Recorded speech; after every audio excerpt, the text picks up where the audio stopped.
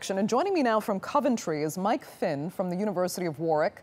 He is an expert on British politics. Mike, thanks so much for joining us. As we just heard, far from resigning, as some had been calling for, Theresa May is actually seeking permission to form a government. Do you think she will have the legitimacy to continue to lead at this point? I think you've hit on the exact point. I don't think she's got the legitimacy to continue to lead for very long. I think the fact that she sought to seek to form this government as quickly as she has tells you a lot. It tells you she's incredibly weak. It tells you that she's worried about enemies, and those enemies are ones within her party.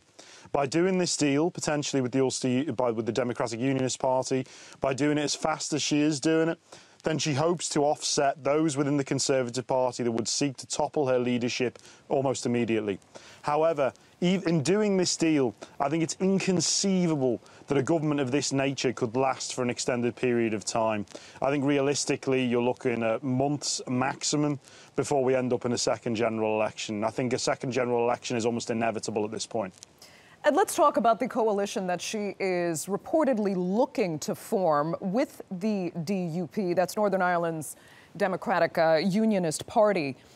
They are not looking, never have been looking for a hard Brexit because they do not want a border to go up between Northern Ireland and the Republic itself. How would that kind of coalition work? What advantage, what strength would it give the Tory party and Theresa May? Well, I mean, this is one, you've pointed up some of the inconsistencies and contradictions within this situation. In an ordinary run of affairs, Theresa May would not want to be beholden at all in any way, shape or form to the Democratic Unionist Party. However, in this context, there's no way she can avoid that. What does it mean in practical terms? It means that she's going to have a numerical majority if she can make the arrangement. But realistically, it means that a lot of her more controversial policies, a lot of the policies where there might be a rebellion for her own MPs, there's a big policy and educational change here about the introduction of grammar schools, they're going to have to be shelved. So this would probably be a Brexit government for a very short period. But the issue about the Irish border, the issue about hard Brexit versus soft Brexit, I don't think these are tensions that Theresa May can reconcile with the Democratic Unionist Party.